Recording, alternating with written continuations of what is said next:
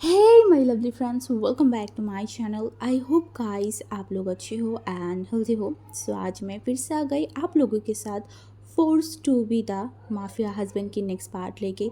तो अगर आपको मेरी ये वाली स्टोरी पसंद आ रहा है तो प्लीज़ आप लोग मेरे चैनल को सब्सक्राइब कर देना, मेरे वीडियो को लाइक करना, कमेंट करना, साथ में ज़रूर शेयर कर देना। ओके, मैं अब ज़्यादा बात नहीं करूँगी, चलो अब वीडियो स्टार्ट करते हैं। ओके, तो जैसे कि हमने पिछले पार्ट भी देखा था कि वांग जी किस तरीके से विंग को ब्लैकमेल करके उसे शादी किया था।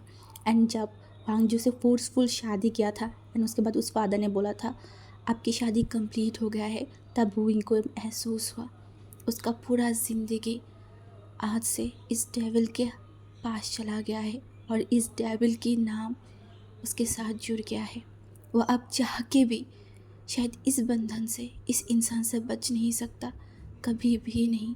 उसे अभी भी नहीं पता ये इंसान उसे क्यों शादी किया है, ये इंसान आखिर चाहता क्या है, किस बात की सज़ा वो उसे दे रहा है।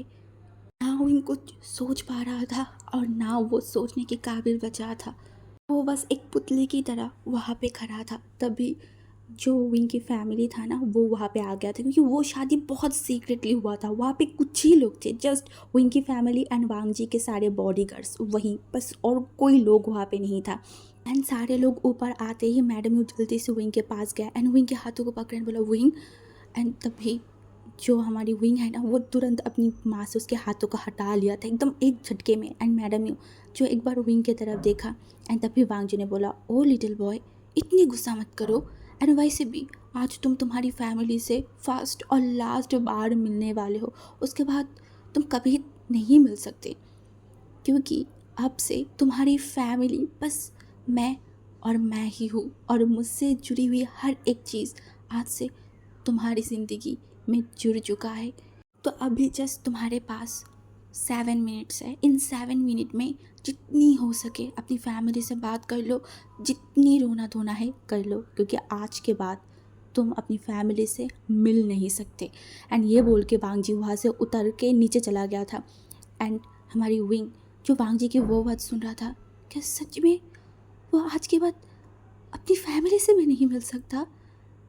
उसका उतना भी अधिकार नहीं रहेगा कि वो अपनी फैमिली से मिले, अपनी अपनी फैमिली, अपनी माँ बाप, अपनी अपने सिबलिंग से भी नहीं मिल पाएगा। ये विंग की कैसी किस्मत है। हाँ, विंग ने ज़िंदगी में ऐसा क्या कर दिया जो गॉड ने उसे इतनी बड़ी पनिशमेंट दिया। बट वो कुछ नहीं बोल रहा था, वो चुप था। उसे रोना आ रहा था, उसे फूट फूट के रोना था, तो वो रो भी नहीं पा रहा था। तभी मैडम यू जल्दी से विंग के हाथों को पकड़ बोला विंग बच्चा। एंड विंग जो कुछ नहीं बोल रहा था, तभी मैडम यू ने बोला वो बोल के गया है ना, हमारे पास बस 7 मिनट्स है। इन 7 मिनट में मैं तुम्हें कुछ बताना चाहती हूँ। तुम मेरी बात ध्यान से सुनना, ठीक है? तुम्हें पता है ना वो कैसा है, वो कितनी गुस्से वाली है। तो तुम्हें पता है एक एक अल्फ़ा को उसकी ओमेगा ही शांत कर पा सकता है अपनी प्यार से, सारी चीज़ों से अपनी प्यार देके। तो तुम हमेशा कोशिश करना बाकी से प्यार से बात करने की, उसे उसे प्यार देने की। हाँ, और दूसरी बात, वो उतना भी बुरा नहीं है। हाँ, मैं मानती हूँ वो एक माफिया है, बट वो बहुत रिच भी है ना। अगर अगर हम तुम्हें कभी शादी करवाते तो हम भी चाहते कि तुम एक रिच फैमिली में जाओ। हमारी फैमिली उतना रिच नहीं था, तो हम ज़्यादातर तुम्हारी मांगों को पूरा नहीं कर पाते थे। तो शायद वो कर दे, अगर तुम मुझसे अच्छे से बात करोगे, अच्छे से सारी चीज़ें करोगे, तो शायद वो तुम्हारी मांग पूरी कर दे। और दूसरी बात, समय के साथ सब कुछ ठीक हो जाएगा। हाँ, सब कुछ ठीक हो जाएगा। तभी बस एक बार विंग उसकी माँ की तरफ देखा एंड बोला समय के साथ सब कुछ ठीक हो जाएगा। क्या ठीक होगा माँ? मेरी ये ज़ख्म, ये ये जो सारी चीज़ जो मेरी खुद की फैमिली ने मुझे छोड़ दिया है, ये सारी ज़ख्म ठीक हो जाएगा। और दूसरी बात, प्यार से बात करूँ, प्यार दूँ किसको? उस इंसान को, हाँ, जिसने मेरी ज़िंदगी को बर्बाद करके रख दिया है। मुझे ये भी नहीं पता आगे मेरे साथ क्या होने वाला है। उस इंसान को प्यार दूँ, उसे एक्सेप्ट करूँ। नहीं माँ, मुझसे नहीं होगा, कुछ भी मुझसे नहीं होगा। एंड मैडम यू जो विंग को समझाने की कोशिश कर रहा था, ऐसा लग रहा था कि मैडम यू चाहता है कि विंग भांगजू को एक्सेप्ट कर ले। मैडम यू ये नहीं सोच रहा था कि विंग इतनी जल्दी कैसे इस इंसान को एक्सेप्ट कर ले जो उसके साथ इतनी बुरा चीज़ें कर चुका है। बट मैडम यू फिर भी विंग को समझाने की कोशिश कर रहा था। फिर वांग जी वहाँ पे आया एंड बोला बस बस 7 मिनट, कंप्लीट हो चुका है और अभी मुझे मेरी ओमेगा को लेके जाना पड़ेगा और आप लोग भी आपकी मंजिल की तरफ चले जाइए। ये बोलने के बाद जो वांग जी है ना, वो विंग के हाथों को पकड़ा एंड विंग की जब वो हाथों को पकड़ा था ना, विंग की कलाई को उसने इतनी ज़ोर से पकड़ा था, विंग के हाथों में इतना शदीद पेन हो रहा था। इवन विंग को फील भी हो रहा था कि वांग जी की जो नेल्स है ना, वो विंग के हाथों में चुभ रहा है। उसे बहुत दर्द हो रहा था, बट ना वो कुछ बोल पा रहा था और ना वो वांग जी से अपने हाथों को छुड़ा पा रहा था। वो जस्ट वांग जी उसे खींचते हुए लेके जा रहा था एंड वो जा रहा था। वो एक बार पीछे मुड़ के अपनी फैमिली की तरफ जो मुड़ के देखेगा ना, वो मौका तक विंग को नहीं मिला था। जी उसे बाहर लेके गया एंड फिर एक कार में बैठा दिया था एंड उस कार को जो ड्राइवर है ना, वो चला रहा था। विंग सिर्फ बैठा हुआ था उस कार में। उसे ये तक जानना नहीं है अब वो कहाँ जा रहा है, उसका मंजिल कहाँ है, ये इंसान उसे कहाँ लेके जा रहा है। उसे कुछ नहीं जानना, कुछ भी नहीं। वो सिर्फ वहाँ पे बैठा हुआ था एंड तभी वांग जी ने देखा एंड बोला, पूछोगे नहीं हम कहाँ जा रहे हैं? बट विंग ने कुछ नहीं बोला। वांग जी ने बोला, ओ ऐसे तो नहीं चलेगा ना, मुझे बिल्कुल भी पसंद नहीं है जब मैं किसी से बात करती हूँ एंड दूसरे साइड से वो इंसान मेरी बातों की जवाब ना दे। फिर भी विंग कुछ नहीं बोल रहा था। तभी वांग जी ने बोला, ओह सच में तुम्हारी पेरेंट्स ने तुम्हें मैनर्स नहीं सिखाया, बट कोई ना, मैं हूँ ना अब से तुम्हारी अल्फ़ा। तुम्हें हर एक चीज़ में मैनर्स सिखाऊंगी, कैसे अपने अल्फ़ा से बर्ताव करना चाहिए, कैसे अपने अल्फ़ा की सारी बात मानना चाहिए, वो सारी चीज़ मैं तुम्हें सिखाऊंगी और मैं वो मेक श्योर करूँगी कि तुम सारी चीज़ों को मानो। एंड ये बोलने के बाद वांग जी फिर से बैठ गया था एंड विंग ये सारी चीज़ तो सुन रहा था, बट आज उसे बिल्कुल भी मन नहीं कर रहा था कि वो वांग जी की बातों की जवाब दे, वांग जी से कुछ बोले। उसे कुछ चीज़ों की मन नहीं कर रहा था, वो बस एक पुतला बन के बैठा हुआ था।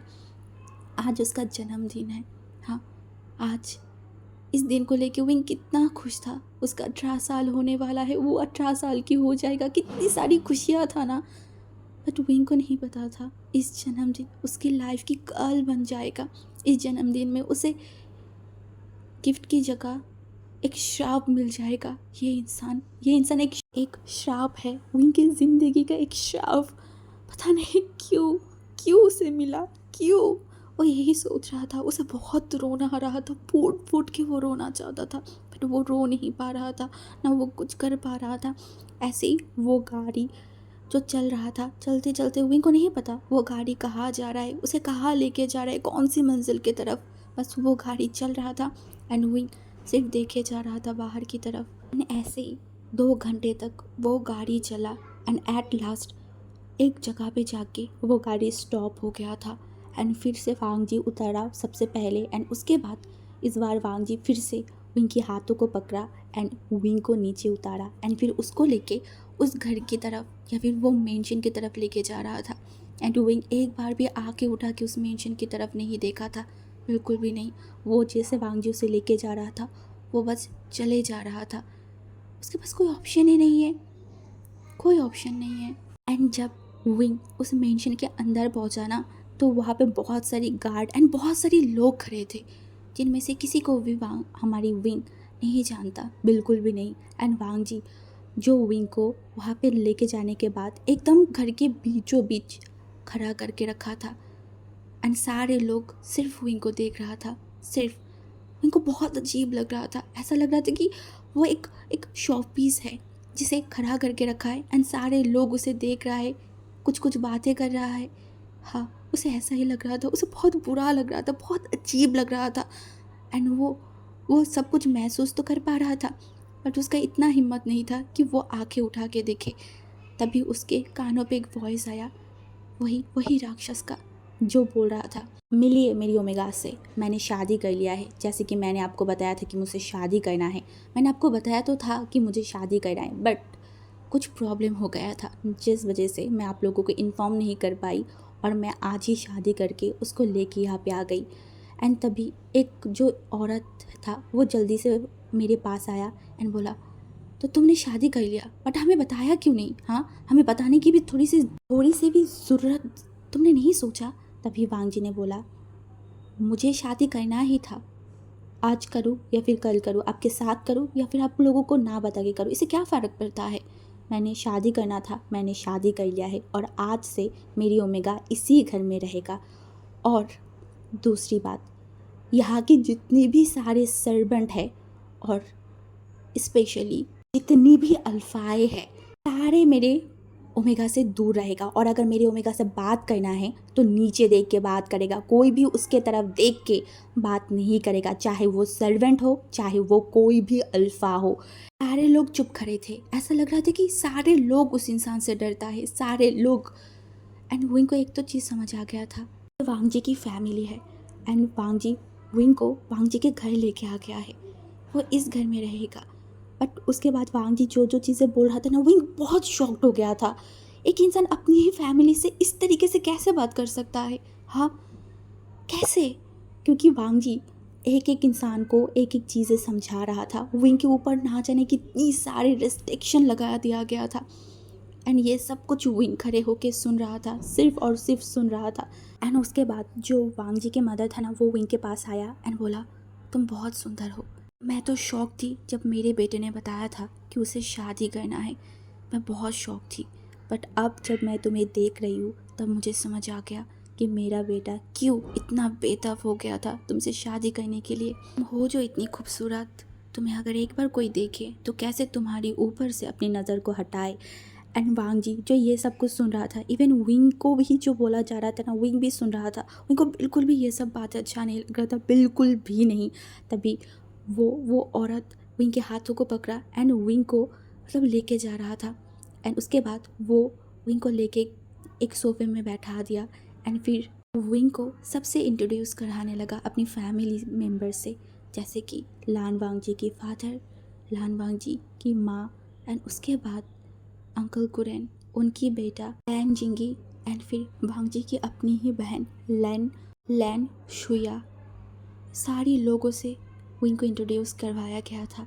एंड तभी जो वांग जी का फादर था ना, वो वांग जी की तरफ देखा बोला, वांग जी तुमने शादी तो कर लिया, सब कुछ सही है, बट अब मुझे लगता है कि हमें सारे लोगों को बताना चाहिए कि तुमने शादी कर लिया है और एक पार्टी देने की ज़रूरत है सबको। तुम्हें पता है ना, हमारे साथ जो जो काम करता है, हमारे साथ जो भी जुड़े हुए हैं, सारे लोगों की बताने की ज़रूरत है। तभी वांग जी जो है ना, वो देखन बोला, इसका कोई ज़रूरत नहीं है, कोई भी नहीं।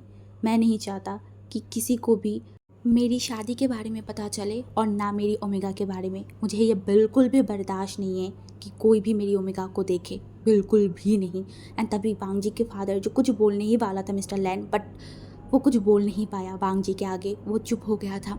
तभी जो है ना, वांग जी की जो मदर था मिसेस लैन, वो वांग जी की बहन की तरफ देखा बोला, शुया उसे लेके जाओ वांग जी के रूम में।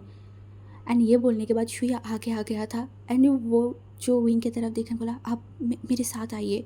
एंड इसके बाद वो इनके हाथों को बहुत जेंटल तरीके से पकड़ लिया था एंड विंग को लेके ऊपर की तरफ जा रहा था। एंड विंग जो कुछ नहीं बोल रहा था, कुछ भी नहीं, वो बस ये फैमिली ड्रामा ये सब कुछ देख पा रहा था। एंड वो भांग जी जिस तरीके से उसकी फैमिली से बात कर रहा था, वो सब कुछ देख के वो बहुत शौक था। क्या ये इंसान अपनी फैमिली से भी नहीं डरता? क्या ये किसी से भी नहीं डरता? ये ऐसा क्यों है, क्यों? वो मन में वही सोच रहा था। एंड उसके बाद जो शुया था वो विंग को वांग जी के कमरे में लेके गया एंड फिर वो वांग जी के बेड पे बिठा दिया था। फिर वो बोला, वो हमें नहीं पता था कि भाई शादी करने वाला है। अगर अगर हमें पता होता ना कि भाई शादी करने वाला है और आज ही करेगा, और तो हम इस रूम को बहुत अच्छे से डेकोरेट करते। मुझे पता है कि सारी ओमेगाओं की एक ख्वाब होता है कि उनकी फ़र्स्ट नाइट पे मतलब उनकी फ़र्स्ट मैरिज के दिन जो होता है ना, उसमें वो लोग चाहते हैं कि उनके रूम को बहुत अच्छे से सजाया जाए, बहुत सारी चीज़ें किया जाए। बट आपके साथ तो ऐसा नहीं हो रहा है। एक्चुअली हमें नहीं पता था। एक्चुअली मेरा भाई है ना, वो कब क्या करता है किसी को भी बता के नहीं करता, इस वजह से एक्चुअली ऐसा हुआ है। बट आप टेंशन मत लीजिए, मैं बहुत जल्दी इस रूम को सजा दूँगी। हाँ, बहुत जल्दी सजा दूँगी, बस आप वेट कीजिए। ये बोलने के बाद वो विंग को उसी रूम में रख के वहाँ से चला गया था। दूसरी तरफ विंग सोचने लगा, फर्स्ट नाइट, सुहाग रात, ड्रीम, कुछ भी तो विंग ने नहीं सोचा था। क्या एक 17 साल की ओमेगा ये सब सोचे अपनी ज़िंदगी को लेके? हाँ, नहीं, उसे तो कभी ये सब सोचा ही नहीं। एंड ऊपर से एक फोर्स मैरिज पे क्या ही सोचना, क्या सोचेगा वो?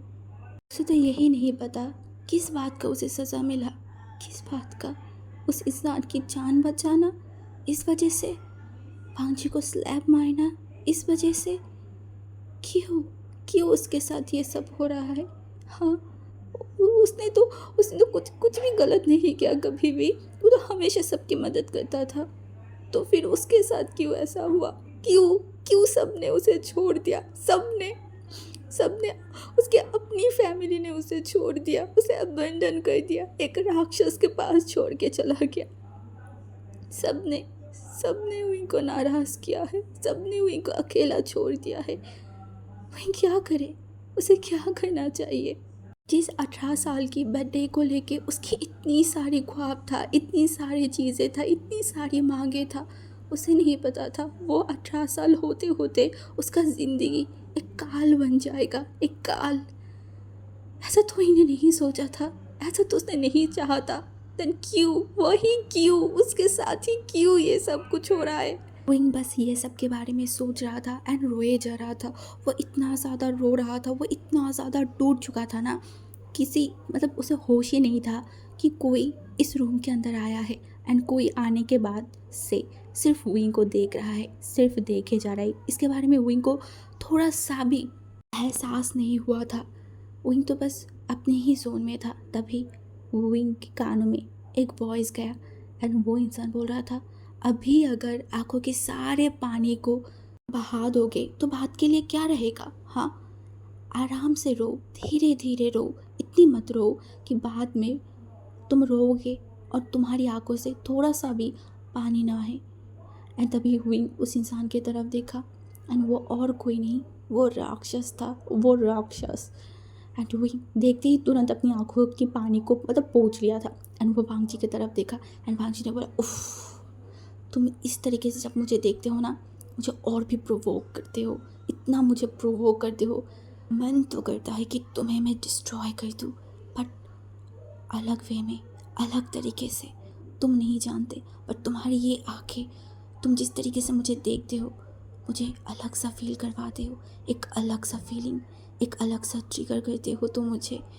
एंड वे जो जल्दी से भांजी से अपनी आंखों को हटा लिया था एंड भांजी ने बोला, उफ़, ये तुम्हारी ये नखरे मुझे पागल कर देगा, मुझे पागल कर देगा तुम्हारी ये नखरे।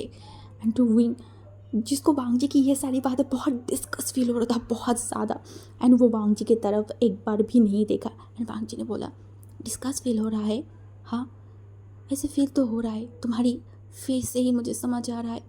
अभी अगर मेरी बातों से ही तुम्हें डिस्कस फील हो रहा है, तब सोचो रात को जब मैं तुम्हें टच करूँगी, तुम्हें मैं अपना बनाऊँगी, तुम्हें मैं अपने नीचे रखूँगी और सारी तुम्हारी बदतमीज़ की सज़ा मैं तुम्हें दूँगी, तब तुम्हें कैसा लगेगा? एडोविंग घूर के बांग जी की तरफ देखने बोला, सोचना भी मत, सोचना भी मत। तुमने ज़ोर ज़बरदस्ती करके मुझसे शादी कर लिया, वही इनफ है। इसके बाद अगर कुछ भी गलत करने के बारे में सोचा ना, मैं तुम्हारी जान ले लूँगी। एंड वांग जी जो विंग की तरफ देखा एंड ज़ोर ज़ोर से हंसने लगा, बोला, मेरी जान लोगे? ठीक है, फिर आज देखते हैं कौन किसका क्या लेता है। मैं तुम्हारी वो प्राइड तुमसे छीन लूँगी, तुम कोशिश करना मेरी जान लेने की। देखते हैं कौन जीतता है और कौन हारता है। इसके बाद वांग जी सीधा जो है ना वॉशरूम की तरफ चला गया था एंड विंग उसका पूरा बॉडी काँप रहा था। उसका प्राइड, नहीं नहीं नहीं, कोई विंग को टच नहीं कर सकता। वो लान वांग जी को तो उसको बिल्कुल भी टच नहीं करने देगा, बिल्कुल भी नहीं, बिल्कुल भी नहीं। वो यही सोच रहा था। ऐसे ही देखते देखते मतलब रात का टाइम आ गया था। हाँ, एंड विंग को खाना उसके कमरे में ही दिया गया था, बट विंग ने खाने को टच भी नहीं किया था। वो जब से इस घर में, इस रूम में आया है, वो उसी पोजीशन में बैठा हुआ है, बस बैठ के अपनी ज़िंदगी के बारे में सोच रहा है। उसे उसे क्या करना चाहिए? वो क्या करेगा? हाँ, क्या करेगा वो? एंड विंग को कहीं ना कहीं रात के लिए भी डर लग रहा था, बहुत ज़्यादा। एंड इसी वजह से विंग जो है ना वो उठ के खड़ा हो चुका था एंड वो उस रूम में कुछ ढूंढने लगा कि वो उस राक्षस से अपने आप को बचा पाए। इस वजह से वो हर एक ड्रॉअर को, वॉशरूम में, हर एक जगह पे कुछ ना कुछ वो ढूंढने रहा था कि कुछ तो उसे मिल जाए जिससे वो अपने आप की रक्षा कर सकता है। हाँ, वो ढूंढ रहा था। एंड ऐसे ही ढूंढते ढूंढते विंग को एक छोटा सा चाकू मिल गया था। एंड ये देखने के बाद विंग उस चाकू को जल्दी से उठा लिया एंड उसको जल्दी से अपने कपड़ों में छुपा लिया था।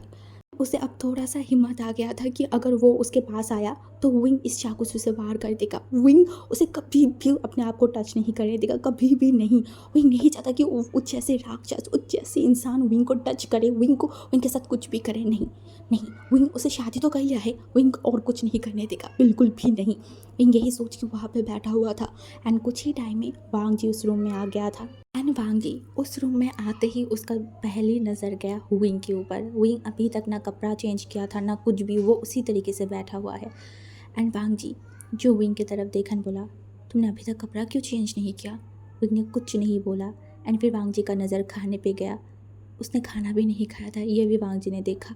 बट वांग जी इस बार कुछ नहीं बोला, वो सीधा वॉशरूम में गया एंड फिर अपनी कपड़ों को चेंज किया एंड रात की जो कपड़ा है ना वो पहन के बाहर आया। तभी भी विंग वहाँ पे उसी पोजीशन में बैठा हुआ था।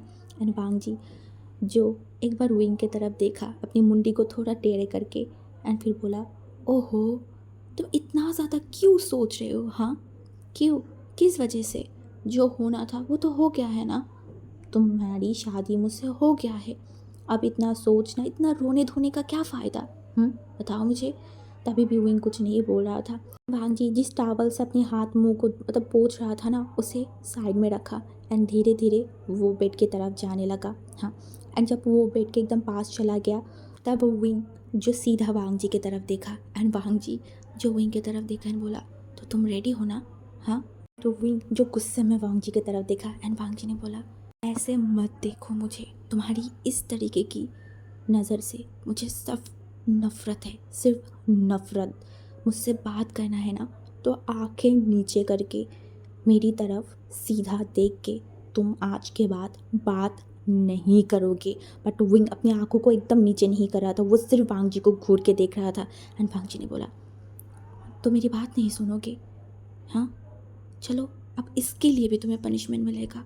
आज तुम्हें मैं इतनी पनिश करूँगा, इतनी पनिश करूँगा कि तुम दूसरे बार मेरे साथ बदतमीज़ी करने के बारे में कभी सोचोगे भी नहीं और तुम्हें ये पता चलेगा एक डेविल क्या क्या कर सकता है।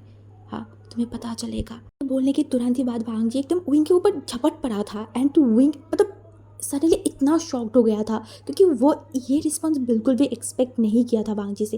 वांग जी एकदम विंग को जो है ना वो बिस्तर पे लेटा दिया था एंड विंग थोड़ा मूव करता, कुछ करता, वो भी नहीं कर पा रहा था। वांग जी का पूरा बॉडी वेट विंग के ऊपर था एंड वो जल्दी से विंग के हाथों को जो है ना वो ऊपर कर लिया था एंड वो विंग की तरफ देखकर बोला, क्या हुआ?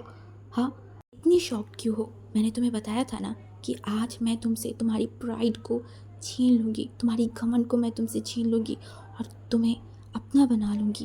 इसके बारे में तो मैंने तुम्हें बताया था, तुम्हें शौक नहीं होना चाहिए, बिल्कुल भी नहीं। एंड तभी विंग जो है ना वो अपने आप को हिलाने लगा, बोला, छोड़ो मुझे, छोड़ो, तुम ऐसा नहीं कर सकते मेरे साथ, छोड़ो छोड़ो मुझे, छोड़ो।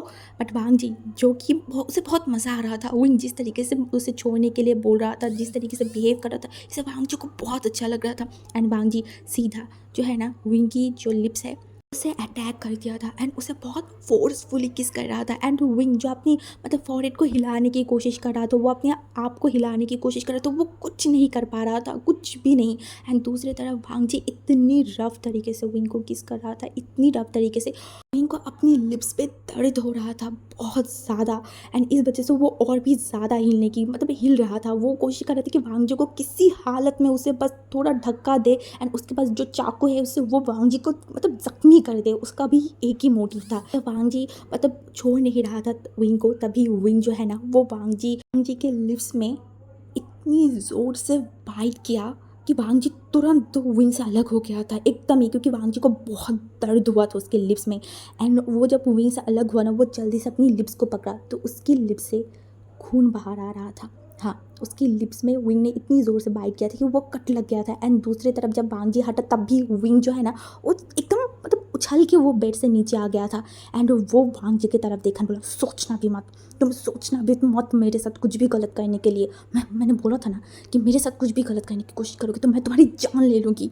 एंड वांग जी जो एक बार उस ब्लैड की तरफ देखा एंड एक बार विंग की तरफ देखा, बोला, तुम बहुत ज़्यादा ही, हद से ज़्यादा ही बार बार चुके हो, अब तो तुम्हें मैं बताऊंगी कि मेरी बात ना सुनने की नतीजा क्या है। मेरे साथ ऐसा करने की सज़ा तो तुम्हें मिलेगा। ये बोलने के बाद बांगजी जो है ना वो भी नीचे आ गया था एंड वो विंग के पास आने लगा एंड विंग तभी उसके पॉकेट से जो है ना मतलब जो छोटा सा नाइफ था उसे बाहर किया एंड बोला बिल्कुल भी कोशिश मत करना, बिल्कुल भी मेरे पास आने की कोशिश मत करना, मैं तुम्हें मार दूंगी। एंड तभी बांगजी उस छोटे से नाइफ की तरफ देखा एंड विंग की तरफ देखा एंड बोला तुम ये छोटे से नाइफ से मुझे मारोगे?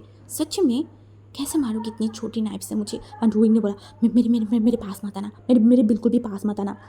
बट वांग जी वो विंग की बात नहीं सुन रहा था। विंग उसे जितना उसे पास आने के मना कर रहा था, वांग जी एक एक कदम करके विंग के पास जा रहा था एंड विंग ये देख के वो बहुत ज़्यादा घबरा गया था। वो इतना घबरा गया था कि वो उसका हाथ भी शेक कर रहा था एंड वांग जी ने बोला तुम तो एक नाइफ भी नहीं पकड़ सकते ढंग से और तुम आए मुझे मारने के लिए? हाँ, मुझे मारोगे और कितनी बदतमीज़ी करोगे मेरे साथ? हाँ, अब तो तुम्हें पनिशमेंट मिलेगा, हर एक बदतमीज़ी की, हर एक चीज़ की सज़ा तो तुम्हें मिल के रहेगा। ये बोलने के बाद वांग जी उसके आगे आ रहा था एंड विंग बोला तब मेरे पास मत आना, मेरे पास मत आना। एंड ये बोल के वो जो है ना मतलब पीछे जाने की कोशिश किया, तभी वांग जी एकदम जल्दी उसके पास आने लगा तो विंग वो बिना सोचे उस जो नाइफ था ना उसे एकदम चला दिया था एंड उससे उसकी वजह से वांग जी के जो हाथ है ना वहाँ पे कट लग गया था एंड उसके हाथ से खून निकलने लगा था। एंड ये देखने के बाद विंग एक पल के लिए मतलब घबरा गया था और भी ज़्यादा एंड तभी वांग जी उस खून की तरफ देखा बट वो एक मतलब 1% भी रिएक्ट नहीं किया। वो जल्दी विंग के पास आया एंड विंग के हाथों से उस नाइफ को एकदम खींच लिया एंड उसे फ्लोर में फेंक दिया एंड बोला अब क्या करोगे? हाँ, अब क्या करोगे? मुझसे अपने आप को बचाओगे? हाँ, मैं भी देखती हूँ कैसे तुम बचाते हो। ये बोलकर वो एकदम ही विंग को जो है ना वो उठा लिया था। उठाने के बाद वो धड़ाम से विंग को नीचे फेंका एंड विंग जो फिर से उठने की कोशिश किया तो वांग जी इस बार विंग की हाथों को अच्छे से पकड़ लिया एंड बोला कोशिश करना बंद कर दो। आज मैं तुम्हें बताऊंगी लान वांग जी के खिलाफ जाना, लान वांग जी से बदतमीजी करना कि क्या सज़ा होता है। ये बोलने के तुरंत ही बाद वांग जी जो है ना वो विंग के हाथों को अपनी जो बेल्ट है उसे एकदम कस के बांध दिया था कि विंग हिल ना पाई। इससे विंग इतना ज़्यादा डर गया था। वांग जी को बोला था छोड़ो प्लीज़ प्लीज़, नहीं नहीं नहीं प्लीज़ छोड़ो। बट वांग जी वो तो आज विंग को सबक सिखाना चाहता था ना, या फिर विंग को अपना बनाना चाहता था। उसके सर पे तो एक जुनून बैठ गया था एंड उसके बाद वांग जी जो विंग की जो मतलब बॉडी की जो कपड़ा है ना उसे एकदम फाड़ने लगा एंड इससे विंग और भी ज़्यादा शॉक्ड हो गया था। वो तो अब चिल्लाने लगा, वो ज़ोर ज़ोर से चिल्ला रहा था। वो बोल रहा था प्लीज़ प्लीज़ नहीं नहीं मत करो, प्लीज़ मत करो, हेल्प हेल्प। उनको लग रहा था कि वो इस तरीके से चिल्लाएगा तो बाहर के लोग तो सुन पाएगा ना, वांग जी की माँ बाप तो सुन पाएगा ना, तो वो लोग आ जाएगा अंदर, वो लोग वांग जी को रोकेगा। बट शायद ये विंग की एक गलत फहमी था। हाँ, एक बहुत बड़ा गलत फहमी कि विंग जितना चिल्ला रहा था, जितना बेग कर रहा था, कोई नहीं आया विंग को बचाने के लिए। एंड वांग जी एकदम विंग को नेगेट कर दिया था, एकदम ही विंग की बॉडी के पूरे कपड़ों को हटा दिया था। विंग को इतना डिस्कास्ट फील हो रहा था, उसे अभी लग रहा था कि वो अपनी बॉडी को छुपाए, वो अपनी बॉडी को हाइड करे, बट वो कुछ नहीं कर पा रहा था, कुछ भी नहीं। इस बार सच में विंग की आंखों में एक डर था, जो डर शायद वांग जी को देखना था एंड वो देखने के बाद ही वांग जी को बहुत हैप्पी फील हो रहा था, बहुत सेटिस्फेक्शन फील हो रहा था, क्योंकि वांग जी हमेशा से लोगों के अंदर उसको लेकर डर देखना चाहता था। अभी वो वही देख रहा था, इससे वांग जी को और भी अच्छा लग रहा था।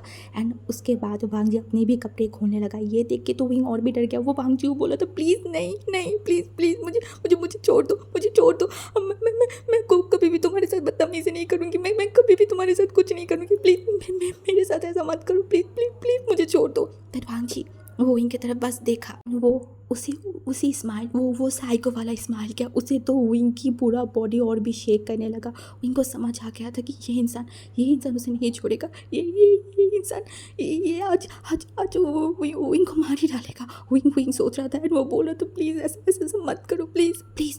एंड वांग जी जो विंग की तरफ देखा बोला मेरी डिक्शनरी में माफ़ी नाम का कोई चीज़ है ही नहीं, बिल्कुल भी नहीं है।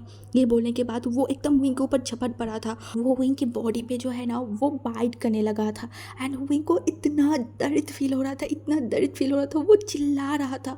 वो उसका जितना भी ताकत था ना वो इतनी ज़ोर ज़ोर से चिल्ला रहा था, ऐसा लग रहा था कि वो मेंशन से बाहर वो शोर जा रहा था। सारे लोग विंग की वॉइस सुन सकता था, बट कोई विंग की मदद करने के लिए नहीं आ सकता, कोई भी नहीं।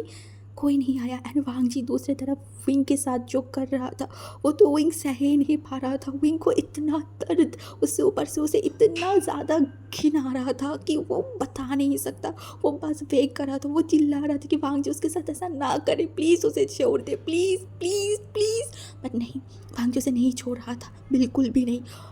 वांग जी विंग के हर एक बॉडी पार्ट में इतनी ज़्यादा बाइट कर रहा था, इतना ज़्यादा, शायद विंग के बॉडी में ऐसा कोई जगह नहीं था जहाँ पे वांग जी ने विंग को बाइट नहीं किया होगा। हाँ, एंड उसके बाद वो मोमेंट आया जब विंग अपनी ज़िंदगी में कभी ऐसा नहीं सोचा था, वो कभी सपनों में भी ऐसे रात के बारे में नहीं सोचा था, अपनी बुरे सपनों में भी नहीं, क्योंकि वांग जी उसे बिना प्रिपेयर करे, बिना कुछ करे, वो सीधा विंग के अंदर एंट्री हो गया था। इससे विंग को ऐसा लग रहा था कि उसका जान अभी निकल जाएगा। वो मतलब एक मछली की तरह तड़प रहा था, वो हिलने की कोशिश कर रहा था बट ना वो हिल पा रहा था, क्योंकि वांग जी ने वो वे ही नहीं रखा था कि विंग हिले, मतलब प्रोटेस्ट करे। ये कोई ऑप्शन नहीं था विंग के पास, क्योंकि वांग जी वो ऑप्शन रखा ही नहीं था विंग के लिए। एंड उसके बाद वांग जी विंग के साथ लव मेकिंग स्टार्ट किया था। वो लव मेकिंग बिल्कुल भी जेंटल नहीं था, शुरू से लेके बिल्कुल भी नहीं। वांग जी को पता था कि विंग एक वर्जिन है, वांग जी को पता था कि विंग आज 18 साल की हुआ है, फिर भी वांग जी इतनी एग्रेसिव था विंग को लेके, इतनी ज़्यादा। एंड विंग वो बस चिल्ला रहा था, रोए जा रहा था, बेग कर रहा था। बट दूसरी तरफ वो शख्स सब कुछ सुन के भी अनसुना कर रहा था। ऐसा लग रहा था कि उसकी कानों में विंग की रोना, विंग की वो तरफ जा ही नहीं रहा था, क्योंकि उसके फेस पे तो एक स्माइल था, एक स्माइल जिस स्माइल से विंग नफ़रत करता है हद से ज़्यादा। ऐसे ही विंग को नहीं पता कितनी टाइम तक, कितनी बार विंग के साथ ये सब कुछ हुआ, विंग को नहीं पता था, क्योंकि विंग वो तो शायद 2 राउंड के बाद ही बेहोश हो चुका था। बट वांग जी वो नहीं रुका था, वो रात भर विंग के साथ लव मेकिंग किया था। वो विंग के साथ लव मेकिंग करने में इतना ज़्यादा खो गया था कि उसे ये तक नहीं पता था कि विंग बेहोश हो चुका है। वो तो रात के 4 बजे विंग से अलग हुआ था। एंड तब तक विंग का हालत मेस बन चुका था हद से ज़्यादा। वांग जी जो एक बार विंग की तरफ देखा एंड वो एक स्मिक किया, एंड फिर वो साइड में मतलब हट गया था एंड वो लेट गया।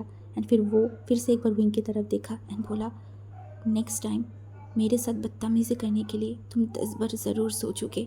उसके बाद तो वो भी सो गया था एंड दूसरी तरफ विंग की बेजान बॉडी वहाँ पे पड़ा हुआ था। हाँ, एंड आज का पार्ट हमारी यहाँ पे स्टॉप होता है।